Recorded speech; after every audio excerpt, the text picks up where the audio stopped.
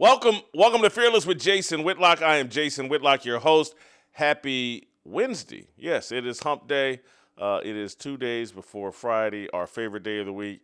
I'm excited about today's show. We're going to fill up the room a bit more today. Scap Attack's going to be here. Paul from PB Sports Podcast is going to be here. As always, the Korean Cosell, Steve Kim's going to be here. A little later, we'll add a dash of TJ Moe.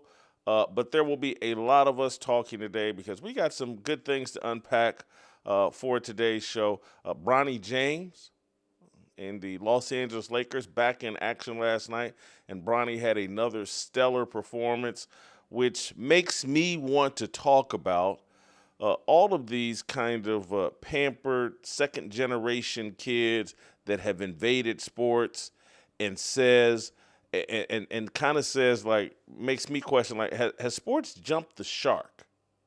Has televised sports? Because it's really not about the competition. It's really not about the game anymore. It's about the storyline and the narrative, and we will talk about that with Paul, Scap, and Steve to start the show. First thing, though, I need you guys to do is make sure, if you're listening over Apple, hit that 5-star rating for me right now. It's very important to the growth of the show, that 5-star rating, and write a little review. Give us a review of how things are going this week for you, how things are going for we know the show's going great, so go ahead and write that up or whatever. The other thing I need to do is tell you about today's sponsor, our primary sponsor, our BFF, PreBorn. You guys know how we feel about PreBorn. You know how we feel about life beginning at conception. There's no organization that does a better job of supporting that worldview that life begins at conception than PreBorn. PreBorn provides expectant mothers a ultrasound that introduces that baby's heartbeat and an image of that baby to the mother while the baby is in the womb. If a woman is considering an abortion, after she's introduced to the baby while in the womb, she is now twice as likely to choose life. And once she chooses life, PreBorn steps in, steps up, supports that woman and the baby for up to 2 years. They can do this because we do what we're supposed to do. We donate to PreBorn. We make sure that PreBorn is well-financed and can support these expectant mothers and the child, and we do it because we know it puts a smile on God's face. We do it because, I'm going to keep it real, and I wish that I wasn't this way, but it makes me feel good about myself. I'm just keeping it 100% real. It makes me feel, man, I've done something positive today. I've done something positive this month. I've put a smile on God's face by supporting life. So there's a million reasons to give. The number one reason to give is you're doing something that pleases God. You're supporting life. You're fighting an evil inclination, an evil movement that wants to destroy life and wants to destroy babies in the womb and wants to further corrupt the greatest gift God gave us, and that's the production of life, bringing a child into the world. So there's 2 ways to give. Pound 250 on your smartphone. Say the keyword baby. That's pound 250, keyword baby. Or you can give the way that I prefer to give, preborn.com/fearless. That's preborn.com/fearless. When you give, drop me a note at fearlessblazeshow@gmail.com. That's another thing that puts a smile on my face when I get an email from you guys saying, hey, Jason, I just gave to PreBorn. Lets me know that I'm doing a good job and makes me feel good about myself. I appreciate it. All right, let's get to today's show. Are we good with everybody? We thought we had a little problem with Paul, but I think we've got it worked out. Paul, you can hear me perfectly fine? Paul, I think Paul can hear me perfectly fine. I know Scap can. Scap, Steve Kim, welcome to the show. Scap, the first thing I got to do, and Steve, you help me out, back me up here. something weird is going on with Scap's haircut or hairstyle. I don't. It looks like he's trying to mimic your hairstyle, but he hasn't Well, quite pulled it off. Am I accurate in that? no, no. No. My hairstyle changed in the sense of the color and the hue. I went from jet black Lee to Korean Jimmy Johnson. Now he's actually trying a different style, so he's going from like the run and shoot to the wishbone. That's a little bit different. I only changed the tone. He's changing the whole setting. Scap, can you defend your hairstyle? Yeah, I'm growing it out, Jason. Unfortunately, I was a little rushed this morning. I had a longer dog walk than I was anticipating, so I didn't get to style it in my typical way. So it doesn't look as good right now as it generally does. Next time you have me on, I promise that it will be more formed like it typically is. Scap, having met your wife, I'm shocked that she lets you come on air looking this way. But that's a conversation I'll have with her later. All right, let's get down to it, guys. Bronny James, he's 7 for 28 in 4 preseason games from the field. He's 2 for 13, I believe, from 3-point range. He's got 8 assists and 8 turnovers. He's moving into year 2. This guy is not an NBA player. LeBron James, in my view, and I think Scap is going to back me up here, has come up and faked some sort of injury. I don't think LeBron is comfortable with Luka Doncic and the direction the organization is moving, and perhaps wants his way out, and maybe is trying to force his way out. So, Scap, I'm going to let you frame this up for me. What's going on with LeBron, and is it connected, and what do you think about what's going on with Bronny James and this whole deal where from Shedeur Sanders to Arch Manning, these second-generation kids seem to be disasters that are being forced upon us? Yeah, Jason, wow, there's a lot there to unpack. I think you're right, it all does stem from LeBron James, though, and his really fractured relationship at this point with the Lakers. It began, back into the summertime when Luka Doncic was notified that the team was about to sell. That was a bit of a, like an earth-shattering, like groundbreaking moment. The Lakers sold for a record-breaking evaluation at the time. And LeBron had no idea that it was coming. His confidant, Jeannie Buss, has remained. She's still like the governor of the team or something. So she's still highly involved. But the fact that LeBron was not informed about that deal prior to it being made, and the fact that Luka Doncic was, I believe that really started the rift between LeBron and organization.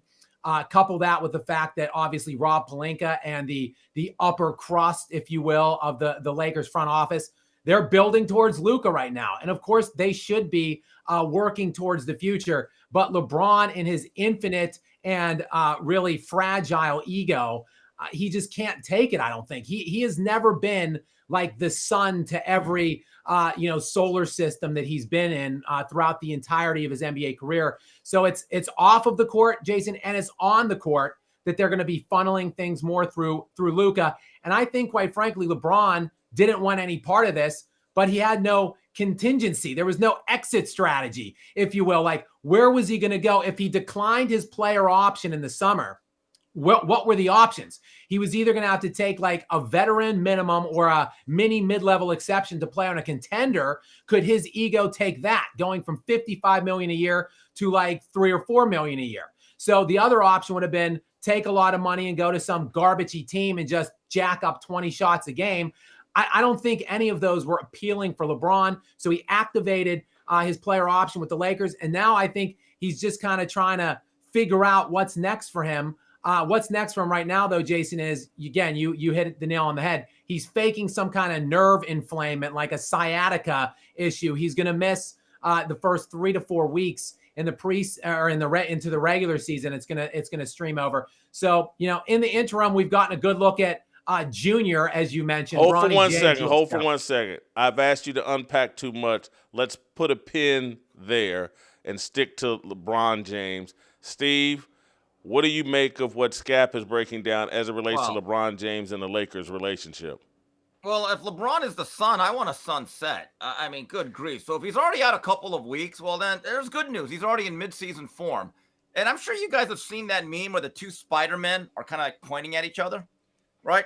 So this is like two sides saying, you're holding me hostage. And the other side's like, no, you're holding me hostage.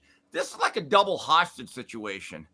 I mean, I'm just like, one guy can't wait to leave, and the other side probably can't wait for him to leave. And I have a question as a Laker fan in recess. I don't know all the NBA collective bargaining rules. I don't care about that anymore. But should LeBron depart either by trade or he just retires, are we stuck with Bronny Jr. after that? I never had really thought about it till this subject came up, and I'm like, I may be a Laker fan in recess longer than I thought. That is depressing. Ugh. Go ahead, Scap. Let me interject in here real quick. I think LeBron overplayed his hand. Ultimately, I think he overestimated his own value and importance at this stage.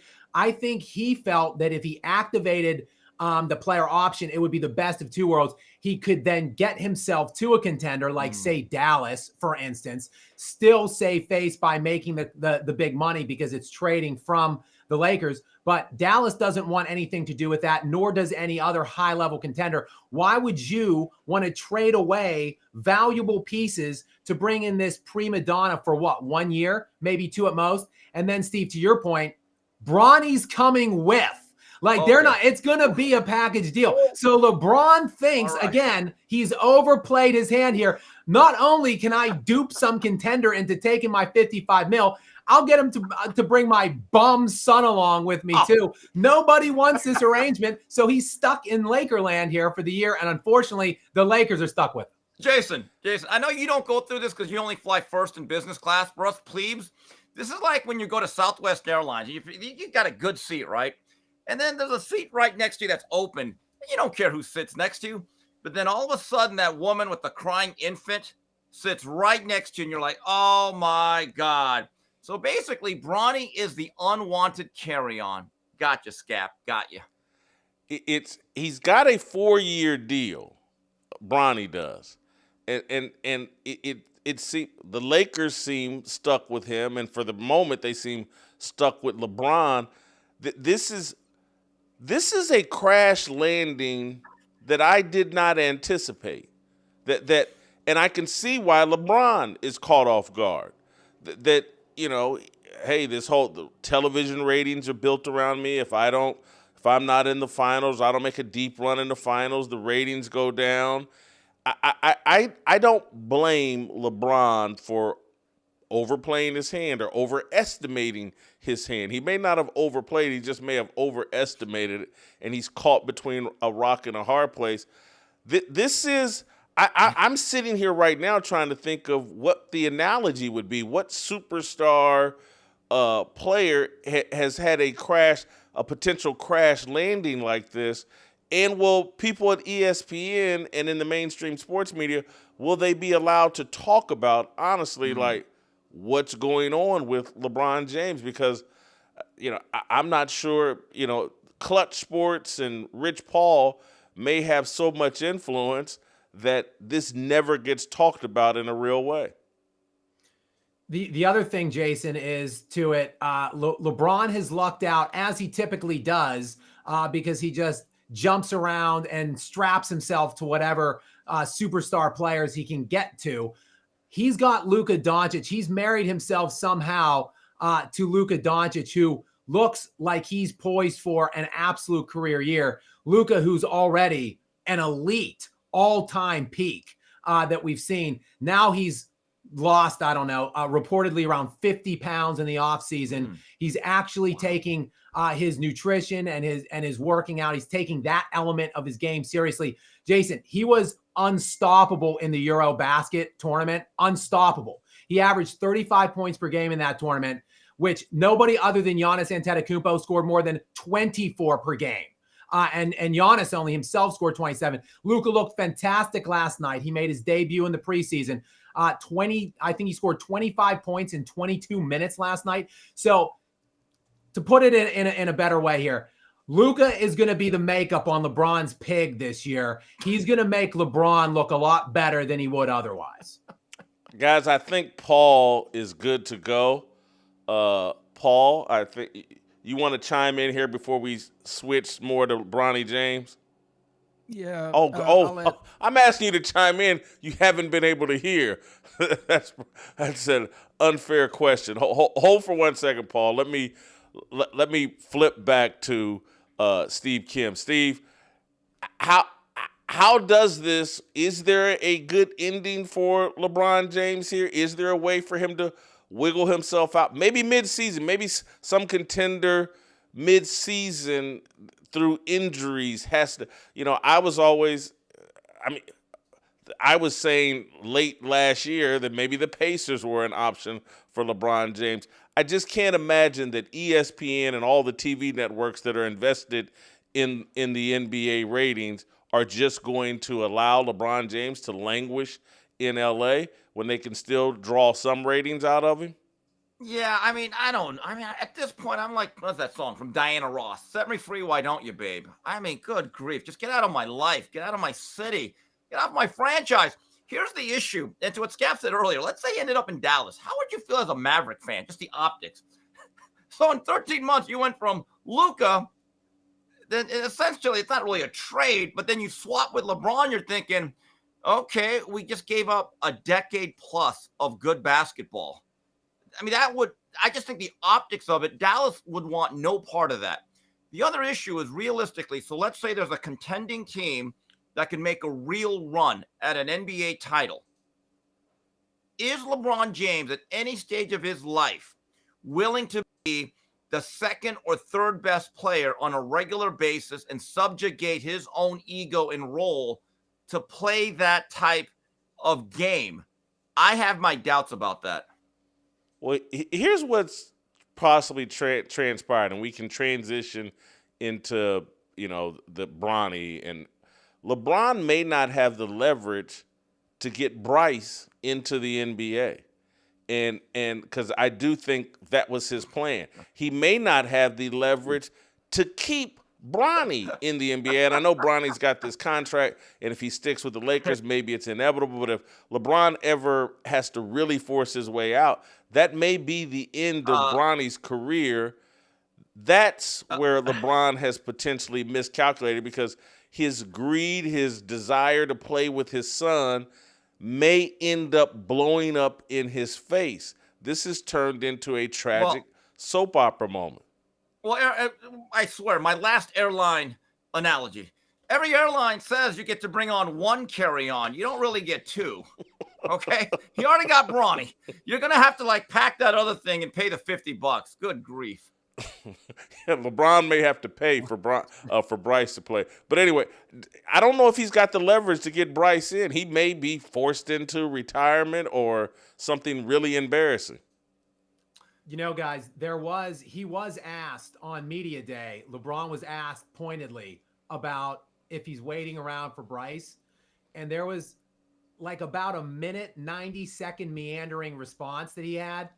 And it wasn't a denial. He was kind of making jokes. He said, I don't know if we're on the same time frame or not, but it was certainly not a strong denial that wasn't ultimately in the back of his head, and that is something that he is planning towards, is trying to play with both of his kids on one team. We've got a comment from the Peanut Gallery. Justin has chimed in that Bryce James is better than Bronny, and he's 6'6" and still potentially growing. Scap, do you believe that to be true, that Bryce is a better NBA prospect than Bronny, which isn't saying much? You and Steve Kim might be better prospects, but go ahead. No. Yeah, I don't think so. It's apples and oranges, I think, Jason, and that it's like rotting apples to rotting oranges. It's like two fruits that are outside of their primes already that we're comparing with Bryce and Bronny. I'll say this though. Bryce certainly can't be any worse than Bronny has been as an NBA prospect or an NBA player for that matter. I'm sure we're going to get into that here in a moment, and we could talk about really just adding the context of how bad Bronny is. So at least like this commenter noted, though, Bryce at least 6'6", maybe going to hit 6'7", 6'8". I mean, Bronny was listed at 6'4" in his junior year of high school. When he gets into the NBA Combine, he measures in at 6'2". And by the way, they're measured in shoes. So how tall is Bronny really? Like 6 foot, 6'1"? It's just crazy that this guy's supposed to be a 3-and-D guy that's supposed to guard like 1 through 3, and he's a 6 foot, 6'1" kid. Well, let's go ahead and get into Bronny James. Scap, I'll let you fire first. How bad is he? Jason, he's not an NBA player. Last year, he was one of the worst players in the entire league. Just to put a bow on that, he was a minus 7.2 in box plus minus, which ranked 679th out of 735 players that logged 1 single minute in the NBA last year. He was abysmal. And obviously, he shot 31% from the field last year. He hasn't gotten any better in the preseason. We see he's shooting 25% right now. Just last night, Jason, he logged 22 minutes and was a minus 24 in the 22 minutes that he played. The Lakers lost over a point per minute that he was on the court. Just absolutely breathtaking in scope of how bad he's been as an NBA player. Yet he's a consistent NBA player. He's dressing for all of these games. He's making $2 million a year. It is absolutely laughable to see this unfold. Paul, Paul, former high school coach, this is your area of expertise. How bad is Bronny James? Oh, I can't hear Paul. Can y'all hear Paul? I can't. No, I can't hear All right, Paul, we're going to have to punt. We got too many technical difficulties. Steve, Bronny James, worse than Arch Manning? No. No? I'm going to look, you know me. I've been a critic of Arch, but I've really been a critic. Come on, Steve. Of those. Well, hold on, Scout. I have been a critic of those who call them a top 5 player, the number 1 pick in next year's draft, and a Heisman frontrunner at the beginning of the year. Now, has he been good? No. But in the Oklahoma game, specifically in the second half, I actually saw some progress. Made some throws, extended drives, played winning football. Now, basically, the Texas defense was the driver of that victory, but Arch did his part. Now, I believe, based on the way Arch has played, he's not coming out for the draft. He's not ready for it. But do I believe that right now he is better than a guy that scored or averaged 4 points a game on a non-tournament USC team?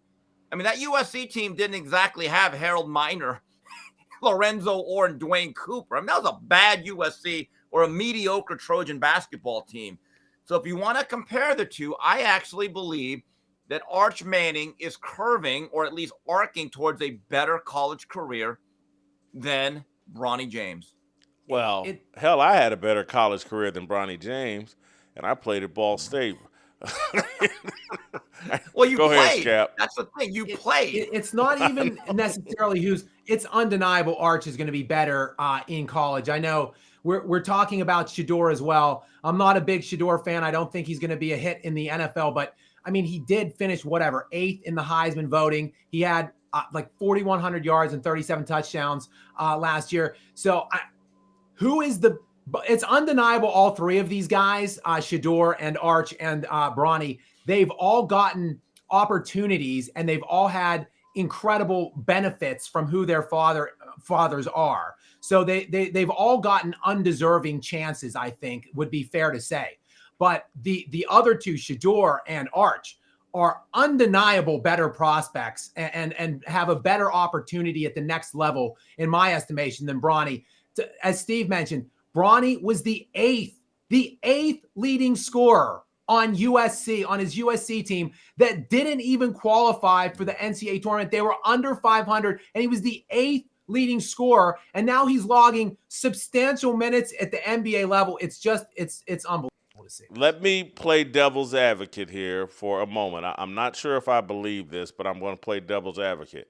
What LeBron James, if he were watching this, he says, like, you think if I were the head coach of the USC basketball team, Bronny would have been the 8th leading scorer, or would he have been the 2nd leading scorer? And he would say, Shedeur Sanders got the benefit of playing for his daddy. And so, maybe, again, I'm just mostly playing devil's advocate here, but if Bronny had got to play for LeBron as coach, maybe he'd have a case against Shedeur. All right, hold on. Are you getting checks now from Clutch? So that right there, Jason, that's a very suspect. You may have to do a video on that, Scap. Say what you want about Shedeur. He was a top 10 college quarterback. The reality. As Scap said, he got Heisman votes.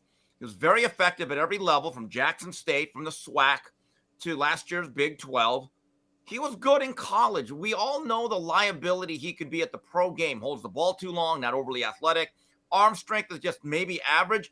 But at that level, he was highly effective. And let's be honest about it. It's not like Colorado had, Darian Hagan and Cordell Stewart on their depth chart. He was the best option for Colorado. And as I watch Colorado this year, there's at least one or two games I said to myself, if Shedeur was on that team, they would have won that game.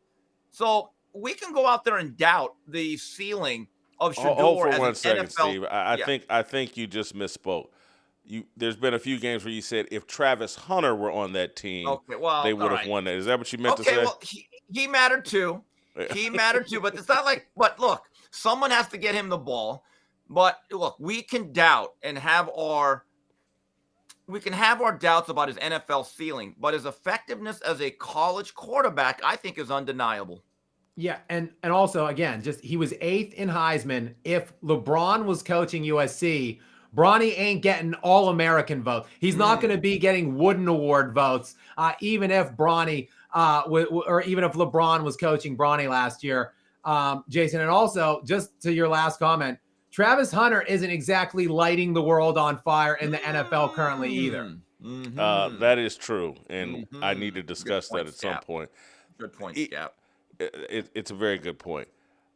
What does it say about the sports universe, sports talk sphere, that 3 of the biggest stories, 3 of the 5 biggest stories maybe in sports, are Bronny James, Shedeur Sanders, and Arch Manning? You got pro basketball, pro football, and college football being dominated by these second-generation athletes that are kind of suspect. And that's why, the title of this show and the kind of theme is like this whole sports TV thing. It's kind of jumped the shark. It's a soap opera more than it is a competition. Well, I'll go first on this. First of all, those 3 young men, it's a blessing and a curse. It's a blessing they got to be in a great situation in life. They probably had a lot of advantages economically and socially. But the curse is, it's hard to be better than a Hall of Famer. I mean, we're not talking about journeymen. We are talking about men who are among the greatest at their field ever. The reality is they weren't going to be better. And I see this a lot in boxing, Jason. The last 20 years or so when I've covered the sport, there have been a lot of sons of famous fighters. I can't name a single one that's actually nearly as good as their predecessor. Really, from Chavez Jr. to Aaron Pryor's son to Buddy McGirt's son, and there's some other ones that I'm missing or forgetting. They all kind of fall short. So what's happening here with these 3 men, I've seen this before. Go ahead, Scap. Yeah, Jason, I just want to talk to your overall premise of sports jumping the shark in general. I think it's innate. It's human nature that individually and this is just kind of a rhetorical statement or question, like, what's the best movies to you, the best music, the best sports are? Like, it's generally the things that we grew up with or that we experienced in our peak or in our day. Like, that's generally what we gravitate to. Therefore, by comparison, generally speaking, the current product is never going to live up. But look, I'm going to reject my own premise in saying that that's because this current product is worse. Like, it is actually getting worse. It's not just these 3 soap operas you're pointing to. It's just an overall commentary on sports. They don't play as hard on either side of the ball anymore. Everything's easier. They want to win even easier. They want as little obstacles and pushbacks as they can get. They just want to make their monies, be celebrities, and they don't really care about the actual product, winning, and all of the things that you should care about in sports, the things that you should get into sports at, like from the beginning, the infancy of your life. It becomes, instead now, it's a cycle, like, let me become rich and famous. That's why kids are starting to play sports, I think, more and more today. Not let me do it for the love of the game, or let me do it to be the best that I can be at this sport. So I think it's just it's an interesting question, but I think overall the answer is, unfortunately, yes. In basically all of the major professional American sports, I think that it has jumped the shark to some degree. Yeah, and Jason, I want to make this clear. I do realize Cooper Manning is the father, but there's that whole Manning lineage. There's not a lot of guys that have two uncles that are going to one day be in Canton. Peyton's in Canton, and whether I agree or disagree, Eli Manning will one day be in Canton. So I like Scap's point rings true to me in terms of, and I hate to be the old guy. It's like Luke jumps me all the time about, like, hey, man, don't, us young people, this is all we know about the NFL. This is all we know about the NBA. We can't sit here and compare it to the old days. Don't be the old guy that just sits there and says, hey, man, this isn't as good. But I can't ignore reality. And I'm going to make an analogy to movies. And those of us that because take The Godfather. I think it came out in 1974, I think. And so I was just 6, 7 years old at the time. And so I didn't watch it in real time. I was probably 14, 15 years old when I first saw The Godfather. Oh, man, this is greatness. This is what a great movie is. And I look at the movies we're getting now, and nothing compares to The Godfather. Nothing compares to even Scarface, in my opinion. And it's like, do I bite my tongue and pretend and just say, hey, you just sound like an old man? But it's like we don't have a reverence or a desire for greatness anymore in entertainment. And entertainment is not a reflection of reality anymore.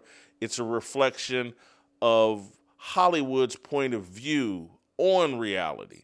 Yeah. And I think we're seeing that even in sports. It's like, hey, man, this isn't about the pursuit of greatness. It's like, and we'll talk about this here in a second. It's about, hey, how can we get women coaches involved? How can we get women referees involved? It's like the pursuit of greatness just isn't there anymore. And LeBron James kind of represents it, in my view, because he wanted to create a narrative about why he was better than Michael Jordan rather than proving that he was better than Michael Jordan by his accomplishments. It's now he wanted to create a narrative rather than pursue accomplishments that made him better than Michael Jordan. Scap? Yeah, I can't disagree with any of that. And particularly, I'm a bit of a cinephile, if you will. The thing I love the most, other than sports, would be movies. And I think it's also a generational issue because, to your point, when I was growing up, I went back and watched movies that came out in the 60s, the 70s, the 50s even, and I had a great love and admiration for things that came before. Today, in today's day and age, nobody wants to do that. Whether it be in sports, movies, music, nobody appreciates what came before, and that inherently has created this whole prisoner of the moment kind of thing with the younger crop of generation coming up, where they're prisoner of the moments. Everything they see has to inevitably be the best ever, and in actuality, it keeps getting worse and worse. Steve, you got any thoughts here? Yeah, I would tell Luke, Luke, if I got to see past excellence, why should I accept your current mediocrity?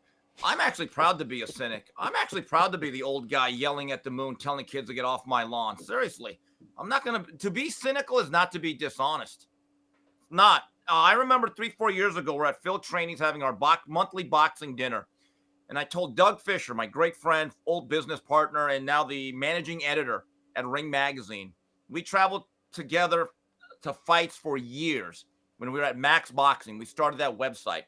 And I told him back in 2022, I said, Doug, we got to come to the realization of this. And he goes, what's that?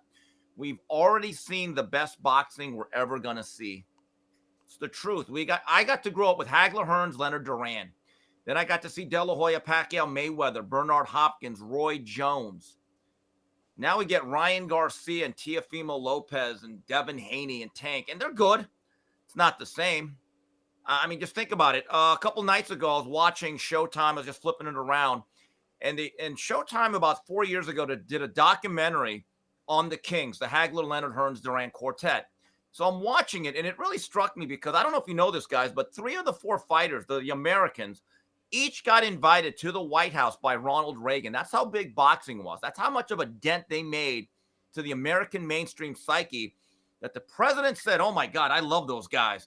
Please come over here and visit me. And I know for a fact that Emmanuel Stewart, long rest his soul, of Kronk Gym, he thought that was one of the greatest honors of his life. And in his home was a picture of him and Ronald Reagan shaking hands at the Oval Office. And I thought to myself for a while, guys, which current boxer today would be invited by any president to visit them?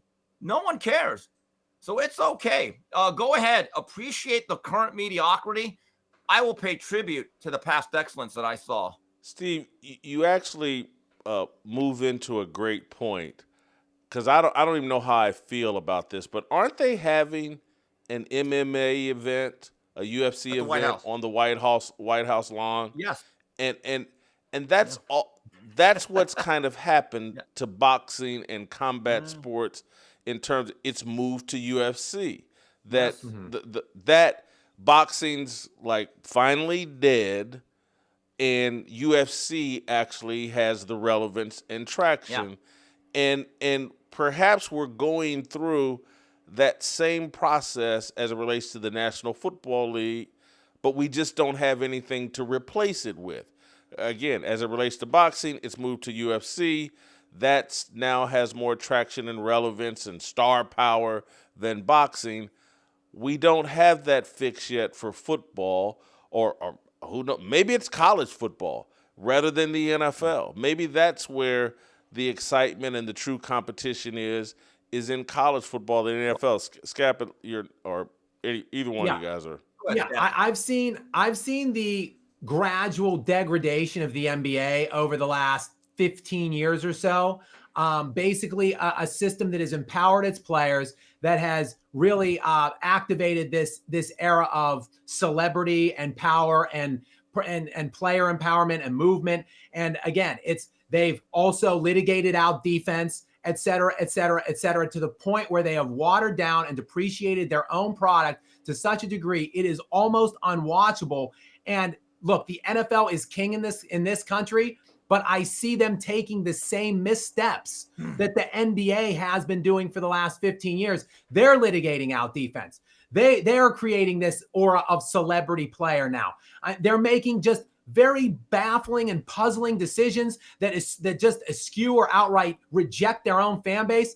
I mean, look at this Super Bowl halftime show, this Bad Bunny character. Like, what is the NFL doing? You don't have to be that dialed into the sport to know that is going to turn off the primary majority of your own fan base. They are taking the same steps and going down the same treacherous path that the NBA started down about 15 years ago. And if the NFL isn't lucky, they're going to end up right where the NBA is now. Steve? Scap, to your point, if you were to ask me and many other people, would you rather watch a current NBA game right now, or in that 2.5 hours, you have to binge watch a bunch of Michael Jordan highlight video compilations on YouTube? I cannot be the only one that would take that option. If you go to YouTube, which I know you make your living in it, it's amazing the amount of traction and views that Michael Jordan videos get to this day. Do you know why, though, Jason, to your point? It reminds us of a better time of what once was and what will never be again. So I don't want to hear any young player saying you need to put Michael Jordan past you. No, he will always remain front and center with me, because quite frankly, he's better than anything we have today by far. And he's still driving a lot of the conversation as it relates to basketball. He's like the center and focus of it. And Jason, there's another thing. I read this on Twitter, and I'm gonna be naive and think it's not just AI or someone's lie that they made into an edit. But it was a quote that basically said, back when the NBA was doing barnstorming trips for their preseason, they play in Des Moines, they play in Springfield, they play in all these small cities. Michael Jordan actually said, I have to play. And they said, why? because there's a person out there that's never going to be able to see me again. They probably bought a ticket. I'll just put in a good 20 minutes. I'll play hard, and that's it. And everyone said, wow, really? You can't get guys to play every regular season game nowadays. And so you're telling me that's what we should accept? Hard pass. Hard pass. You know what you reminded me of? Didn't there used to be an ESPN Classic channel? Yes. That I think was ahead of its time. I think Yes. if ESPN Classic existed right now, and again, I know I sound like an old man, but I've watched more old college basketball and NBA games on YouTube from start to finish. I've watched more of those from start to finish. Now, I may catch moments of a college basketball game, a quarter of an NBA game, but I'll watch old college basketball and NBA games on YouTube, and it's like I think if ESPN Classic were around today and leaning into that, I think it would have a lot more traction and be a lot more successful than its original run. Scap will tell you this. There's actually dedicated YouTube channels, and they'll have a name like Jordan Classics, and they'll literally put up clips of every game that he ever played. So during the off season, which for me is football, it'll be like the middle of March. There'll be an hour or so. It'll say like January 13th, 1988, Chicago Bulls, Indiana Pacers. And what they'll do is they'll edit every highlight involving Michael Jordan. And the one thing that really strikes me as I watch these videos is how hard he plays every single game. He could have played 36 holes of golf, drinking cognac all day, smoking 5 cigars. But once that ball was tipped, I think he understood that there was a duty that he had. He was an entertainer and an icon. People came out to see him. But now with the Greg Popovichization of load management, I don't think the fans should ever trust this NBA product ever again. Scap, you got one more? I'm gonna move on.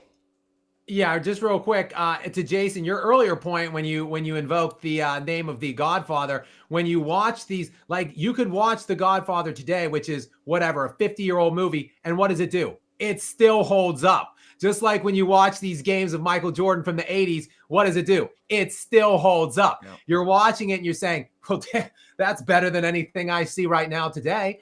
Steven, to your point, he did it not just on one side of the ball. Yeah. He did it on both sides of the court. It seems like basketball today is specialized. Like we have offensive players and defensive players. Again, it wasn't like that in the past.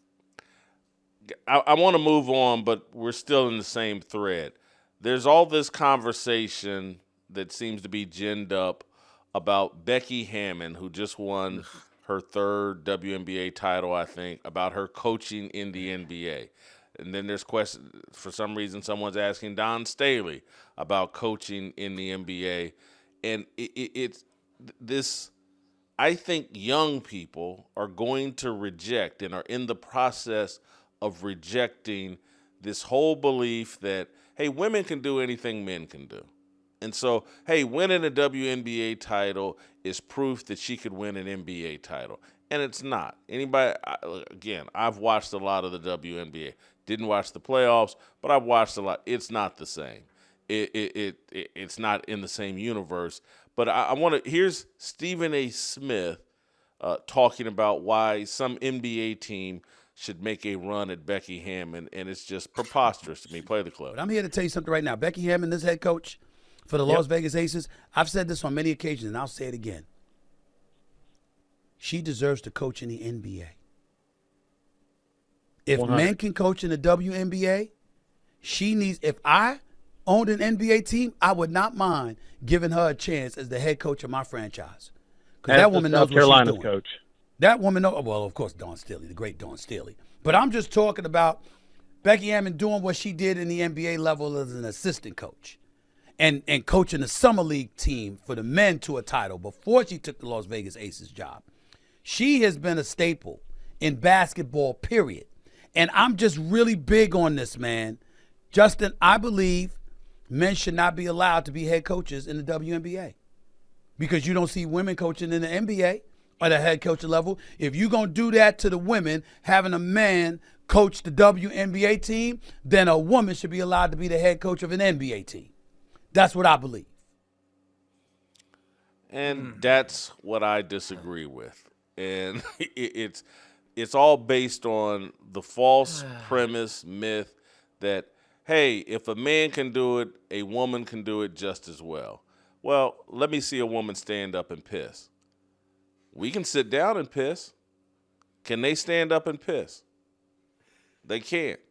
And we need to come up out of this myth that everything a man can do. Can they run a 9-6 meter dash? No, they can't. Men can do it and have done it. But this is what drives me crazy, and this is again where I was just like, sports are off into this fantasy land, and everybody talks about the fantasy of sports and like, oh, if men can coach in the WNBA, yeah, because men are better coaches of athletic events because men in general have more of a passion for it. Men, our voice, the bass in our voice, people respond to height.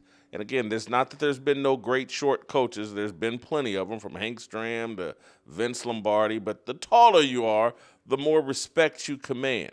Go look at the studies on CEOs and why there's a high percentage of them that are 6'2" and taller.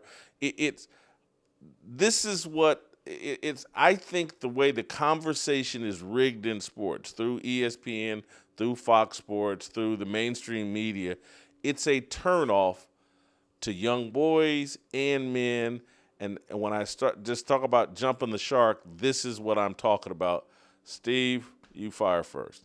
I thought Stephen A. had made some progress with his very true comments on Jazzy Jazz Ratchet, and now he just backtracks, just backslides. My God. See, that's why you can't trust the guy. So here's the issue, and this is the truth. If we were in a building that was on fire, and you could call 911 and you had that option, okay, help's on the way, sir, but press A for an all-male fire crew or B, all women. Who in their right mind would choose B? I don't want to hear that they're equal. Now, I have very little sympathy for any modern-day NBA player. They get paid a lot, and they have this incredible sense of entitlement. They don't even want to do their jobs every day.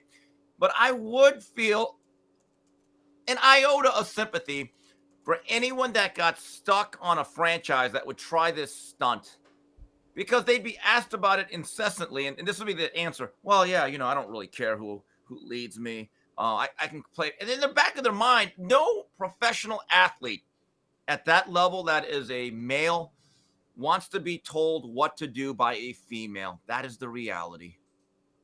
Scap. There's also, look, call me old-fashioned, but there's also something to do with awkward moments, situations that might befall some female head coach. Like, do you really want a woman in the locker room situations with a bunch of grown male athletes? I don't know if you guys, again, I'm a big movie guy. Any given Sunday, there's a female reporter at the beginning, and she drops her microphone and has to bend down there, and there's something swinging by her head. Like, what kind of awkward things might befall these women? Secondarily, to Steve's point, there's a lot of ego, and even though they're not alpha like they were in the past, still like that alpha mentality of a lot of these professional athletes. I don't think that a female would command the kind of respect that they would need in order to criticize these players or to coach them in a hard way. I just don't think that I think that they fundamentally lack the authority to be able to do that. Scap, you don't think Anthony Mason or Charles Oakley would appreciate Dawn Staley yapping at them to get to rotate a little bit more or hit the boards with more vigor? You don't think that would have worked out, huh? I don't think so. Hold on, Steve. The only thing you're missing is, like, those guys are past their prime. These athletes that they're pumping out now, that go to the beauty salons to get their hair done just like their mama and grandmamas did, that paint their fingernails or whatever. They've been programmed through the fall of the family to see a woman as the ultimate authority. And again, I don't want to make anyone uncomfortable, but I'm going to speak the truth. If you like the results of the matriarchy, If you go look at the black community and the fall of the family, if you like those results and you like the way the young men respond to female authority, there's a big test case, lab rats out there, black people, Wait a minute. the structure of their family, you can see the results. And so that's what's happening in the NBA, and that's what they're Jason, planning to do to the NFL. Go ahead, Steve. To that point, then, okay, so Dawn Staley is black. You might think there may be more of a synergy there that works, right? Because culturally, how would it work with Becky Hammon then, a white woman? Becky Hammon would command more respect than Dawn Staley, because again, you're looking at the result. You can see how black men respond to a matriarchal culture and leadership. It's all over the black community. It's in every major city in America. And so if you like people with their pants hanging off their butt, tatted up all the way any and everywhere, and bad grades in school, low SAT scores, baby mama drama everywhere, that's what you'll get in the NBA and sports. It's really not it's not a skin color thing. It's a female dominant culture thing. When you surrender to the matriarchy and surrender to the emotions of women and outlaw male leadership, the results are in. There's a group of lab rats, human lab rats, that have proven the matriarchy is a failure. Most people are in denial of it. I'm not. Guys, I've kept you guys long enough. Or Scap, Steve, I think you're not going anywhere. But Scap, I'm going to let you go. We're going to switch up topics, talk a little bit more footballish topics here. TJ Moe will join Steve Kim and I. Next! Ben Johnson is going to win games in Chicago. He's 3-3 right now. The schedule the next 3 or 4 weeks is favorable. Ben Johnson could be 6-3, could be 5-4. And if Aaron Glenn is sitting over there with a bagel, still sitting on his resume, a bagel, he continues to lose these games, they're going to point to Ben Johnson, say, this is why we got to fire Aaron Glenn. I know he doesn't have a good situation. I know we haven't given him much time. I know he doesn't have a quarterback. But look at the magic Ben Johnson created in Chicago. Because, again, Ben Johnson, the offensive coordinator for the Detroit Lions, Aaron Glenn, the defensive coordinator for the Detroit Lions. Both of these guys got a lot of credit for Detroit's success. Both of these guys are first-year head coaches. One of them is off to an 0-6 start, and the other is off to a 3-3 start and trending the right direction. At some point, the New York Jets are going to look over and say, man, we got the wrong assistant. As the NFL turns, starring quarterbacks Patrick Mahomes, Aaron Rodgers, Josh Allen, Lamar Jackson, with special appearances from Commissioner Roger Goodell and coaches Andy Reid, Mike Tomlin, and the Harbaughs. Brought to you by the global elites. All right, welcome back. Joined by TJ Moe and Steve Kim. Guys, I was thinking about this this morning. It's more of a general conversation and topic. I don't really have a jumping off point for it, but we're 6 games into the NFL season, and Indianapolis and Tampa Bay have the best record, but I don't think people believe confidently that those are the 2 best teams. They've certainly accomplished the most in the first 6 games, but I look around the NFL and say, where is there any greatness this year? Where is the great team? Where is the team that's headed towards greatness? Like, okay, I can see by the time we get to December, this guy will be back and they'll have figured this or that out. But I don't, this is the most wide open NFL season that I can remember where I don't have a pure Super Bowl favorite. I thought it was the Colts, and then now I'm questioning their pass rush, especially on the edge. As it relates to the Tampa Bay Buccaneers, they'll eventually get healthy, but I don't know what I really think of the. I do think Baker Mayfield is the MVP and playing well, but I'm not sure if this is a great team that's headed towards a Super Bowl. This season seems odd. Steve, am I right, wrong, indifferent? No, you're on the right track, but again, we're still not at the Halloween. I don't think we get a clear read. I'm going to do something I hate, and I hate to admit it because I called them a fraud just 2 weeks ago, and I actually think they're getting healthy. The offense looks more like what we have seen I think the Chiefs, I hate to say it, God, but when Rashee Rice comes back, they got Hollywood Brown. They're actually throwing the ball downfield. It's not just dinking and dunking. The last couple of weeks, they've looked pretty good, I think. And I hate to say it. I don't want them to go anywhere. But I may have to eat my words. I have to eat a lot of crow. I think the Chiefs, offensively, they're still pretty formidable. And you still have number 15. Jason, a team that I think is going to get going, and they've blown a couple of games that they should have won. I still like the Rams. I think the Rams have an elite quarterback. I think they got to get healthy. They blew that game in Philadelphia. I think they should be a one-loss team. I would not count out the Rams to make a really good run. And keep this in mind about the Buccaneers. They are in what I think is a pretty mediocre division. And it seems like one of those magical years where Baker Mayfield really elevates everybody. And a team that I think that's on the ascent, and I know it's early, but a team that I like a lot because I think they have a bright young star at quarterback, the New England Patriots and Drake May. I thought, until you said young quarterback, I thought you were about to say Seattle and Sam Darnold. I kind of halfway like them, but I think someone has to make a move, and I think the trade deadline is in sometime in early November. Somebody, to me, the Indianapolis Colts, somebody needs to make a move, particularly if Trey Hendrickson is healthy and available. Some Super Bowl contender needs to go out and get him and shore up their defense. But if I had to bet right now, TJ, I would put my money on the Kansas City Chiefs to win the Super Bowl. They've been to 5 of the last 6 Super Bowls. If I had a gun to my head and it's like, man, you got to pick the Super Bowl winner, I'd pick the Chiefs.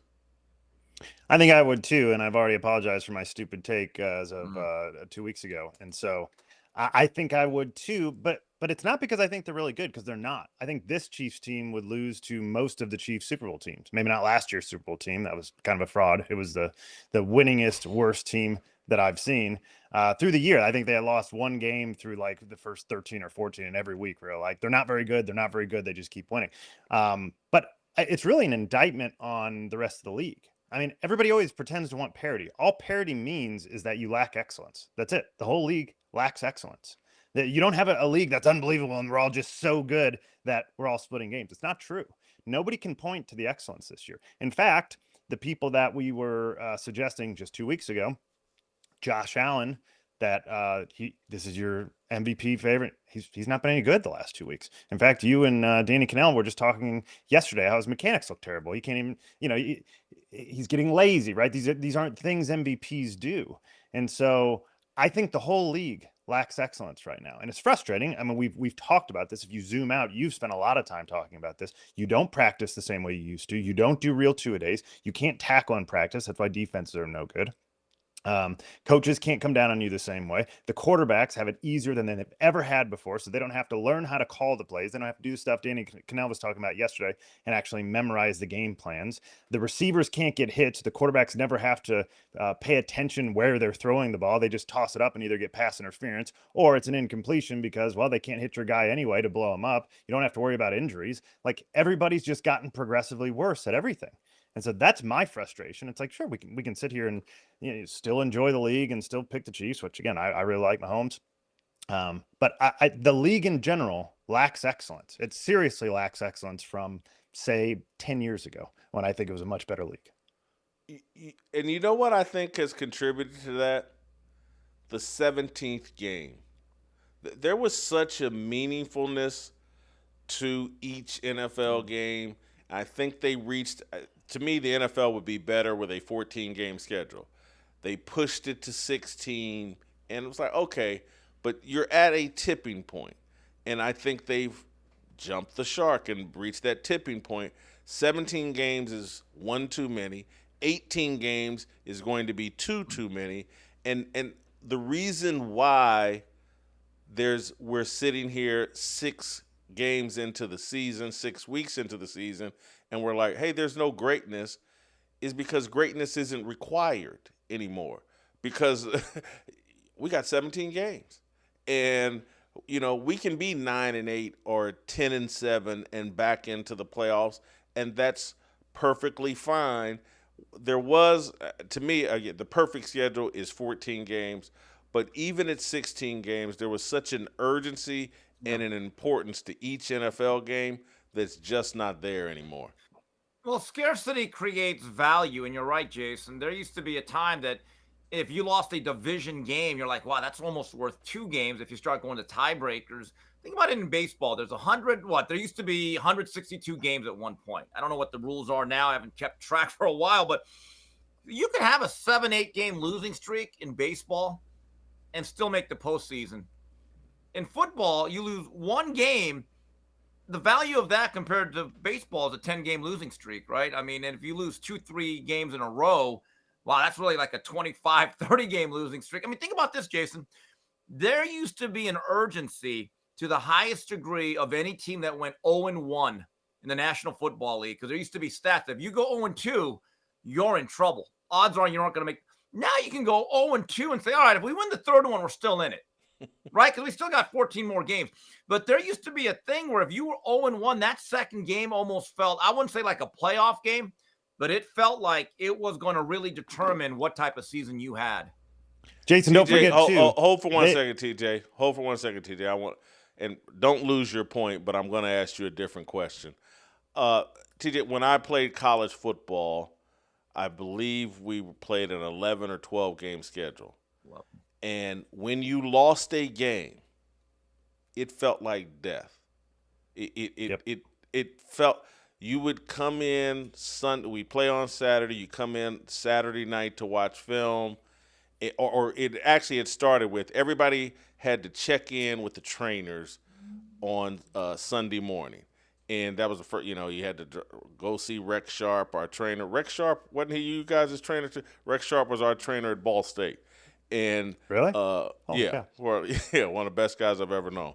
But we'd have to go check in with Rex and Tony Cox at on Sunday morning, and everybody, the players, everybody be kind of whispering and talking when you went to check in with the trainers, because it felt like you were at a funeral. And then you knew that night at 6 p.m. you were going to meet together as a team, and Paul Shedeur, our coach, was going to conduct a funeral. We just lost the game. And then everybody knew on Monday, man, they're going to run us to death. And on Tuesday, we're going to hit extra hard because we just lost a football game and someone just died and we must be punished. I don't think that's the case in college football anymore because they play so many games. And I don't think it's the same in the NFL. It's kind of like the NBA. We lost the game. We'll do better next time. We'll do better in 2 or 3 days. And when you're playing on Sunday and then playing again on Thursday for some of these teams, it kind of has an NBA feel. You have to move on so fast from each loss that the losses just don't have the significance that they used to. Well, that is obviously true, and it's not just that there's so many regular season games. The playoffs have expanded. So even the NFL in 2020 expanded from 12 to 14 teams. So it's like that naturally, all you're doing is taking away consequences for losses. That's it. That's the only thing you're doing, expanding the playoff. That there's nothing else. Boil it down. One more game, add 2 more teams. That means the consequences are gone. And so not only that, we're going to a 12-team playoff in college football this year. So when I played, which was not that long ago, there was just a national championship. That was it. And you pretty much had to go win your conference championship. So it wasn't just a conference season. Then you have a conference championship, and then you win that. And even then, you have to have put on a good enough performance. We talked about this a couple of weeks ago, Jason. The early season games used to matter so much, not just wins or loses. It's like this is when you'd see Oklahoma State trying to score 75 points on Tulsa. It's like that's what you had to in order for for the judges, the people who got to vote on all of these things, the College Football Playoff Committee now or whoever, in order for it to matter. And so now it's just like, well, survive and you'll make it in. Just survive. That's all you got to do. In fact, Mizzou just had their first loss to Alabama, which, by the way, they should have won, Jason. And my kids were thrilled to be Missouri Tiger part of a fans close on loss. Saturday. Moral victories are big at Mizzou. We know that. I mean, Oh, you yeah. teach them young to satisfy themselves with moral victories. Go ahead, TJ. Continue. Yeah. Well, hanging right over me is the time we beat number 1 Oklahoma. I was there for that. It's right over the top of my desk. You can't see it. But anyway, look, I don't even remember where I was going with that. Oh, to your point, because there were no the playoff was so small and every single game mattered, then they had to punish you and put pressure on you all the time. Your foot was always on the gas. So just like you, we had, when we'd win, it'd be Victory Sunday, or else we had to practice the day after a game. When you lose, your punishment is that the next day you pad up and we're going to practice, because obviously you're not good enough to be taking any days off. They don't do that now. Now it's like, all right, guys, we're banged up. Maybe we take another day off this week so we can get healthy and try to be good for next week. I mean, it's such a different, disastrous attitude that it's a much worse product for everybody, because anytime you don't have to put pressure on to be as good as you can possibly be, regardless of how you feel, regardless of what your circumstances are, anytime you don't have to do that, the product suffers, and we as fans suffer watching it. Steve, I'm going to circle back to you for a final thought here, or I'm going to move on. No, think about last year, Michigan, Ohio State. Ohio State actually lost their last regular season game to a heated rival. Now, in the good old days, it would have ruined their season completely, and Michigan could have said, man, we did it to you. But in modern college day football, Ohio State won the national title without not just winning the Big Ten. They weren't even in the Big Ten final. It was Oregon and Penn State. That's when James Franklin had job security. That was just, 11 months ago. But anyway, good old days. Think about that. There used to be a time where a loss really meant something, and the winning team could celebrate that, and the losing team was in agony. I miss that. The safety net has kind of ruined all of this. It's ruined everything.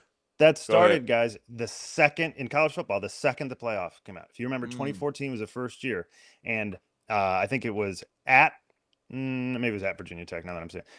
Ohio State lost to Virginia Tech, like 35-21. And everybody said, oh, their season's over, because that's what we were used to. You can't lose your second game of the year. And then they came back and won the national championship because you expand the playoff. I think they got in as the 4th seed and ended up winning. That was when Ezekiel Elliott ran wild. And it's like, there's no consequences. It just didn't matter. That was the start of it. The second you start giving additional opportunity for people who suffered and did not hold up their end of the bargain to have excellence, to get into the big dance anyway, now the product suffers. What do you say, TJ? We've already heard Steve's thoughts on this. Obviously Luke's our guy, works incredibly valuable to the show. But he has scolded me in the past of hey man, it gets old, you old guys talking about how much better things were in the old days. Hey, this is all we know. And so it seems fun to us, and don't tell us what we're missing or how bad things are. What do you say to Luke? Luke, it gets old to us old guys that you young guys accept mediocrity. That gets really old to us.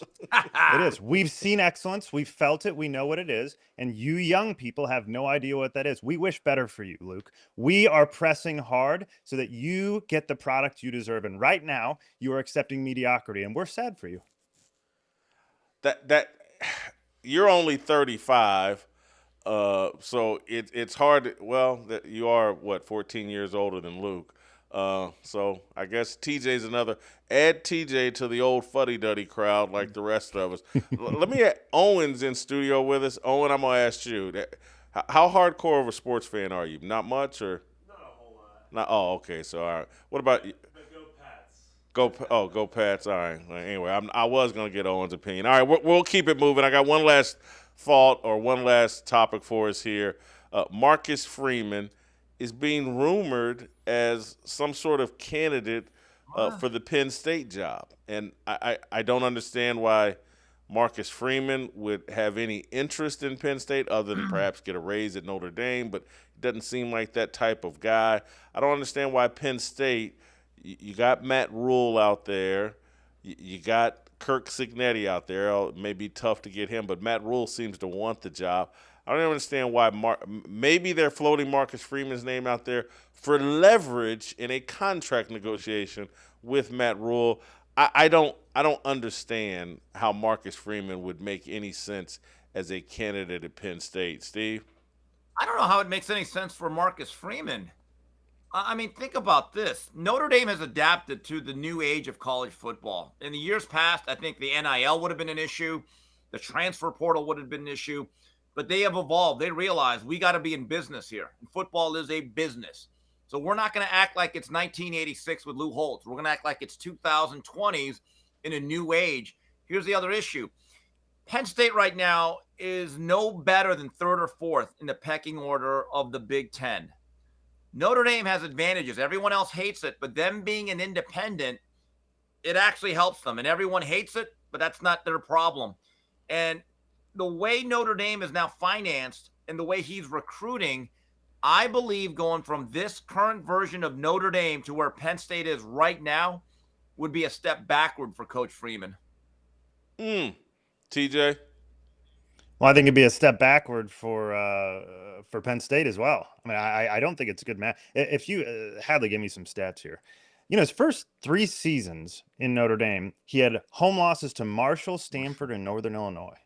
Like he's not been great. So he's obviously blown some not so good ones. Came back, made it to finals last year after losing to losing Northern Illinois.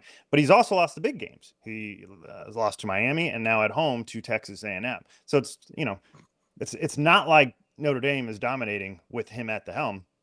You don't have bigger and better resources somewhere else than Notre Dame.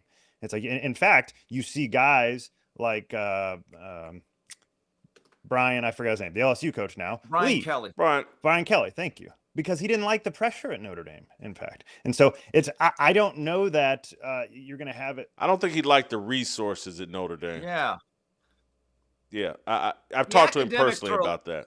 The academics at Notre Dame are a little bit more stringent than most SEC schools. Let's be honest about that. I think that was part of his decision. Notre Dame wouldn't spend the kind of money that SEC teams did.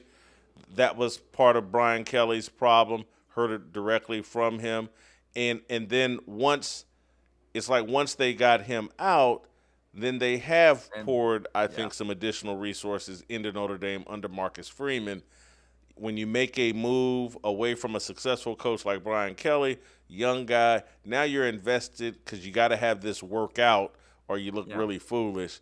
So, but I think Brian Kelly wanted Notre Dame to keep up with the Joneses, and they wouldn't do it with him as head coach. But I think this is the wrong look for Marcus Freeman because I think Marcus Freeman is a great young coach, and I think he's going to be really successful at Notre Dame. I think he had a lot of success last year, despite an early season loss that was embarrassing. But rather than jumping somewhere, Marcus Freeman needs to win a national title at Notre Dame, and then if he wants to jump somewhere, it can't get any better for him than what he's got, the situation at Notre Dame. Jay, I'll just say it real quickly. I'll make a prediction. Marcus Freeman, when he jumps, his next job, NFL. Yeah. If TJ, I'll give you a final thought, then I got to let you go or let y'all go. Well, yeah, no, I mean, the only thing I was going to add to all of that is the fact that we're having this conversation is a little bit of an indictment on Penn State. And you and I have talked about it privately, Jason. You talked about it with Danny yesterday. If they didn't have somebody in mind when they fired James Franklin, who has been wildly successful there, I think he's got a top 5 win percentage over the last 3.5 years. He's been really, really good. Hasn't won the big game. He's actually, I think he's won in whatever against top 5 teams. So hasn't won the big game, but he's been really successful. So if you knew you were going to get Matt Rule, fine. To then just be going out and potentially putting out feelers, that to me is a huge red flag for Penn State in their future. Gentlemen, thank you. Great job as always. I think I've made a mistake here. we'll make it up tomorrow. We'll play tomorrow, and we'll see you tomorrow. We'll be on the Harmony channel in 15 minutes at 11:30 with the Cross Politic guys, Dave Shannon, Toby Sumter, and Gabriel Wrench will be back with me. As well, we'll check in on Pastor Corey Brooks in his walk across America. We'll do that in 15 minutes on the Harmony channel. We'll see you here tomorrow.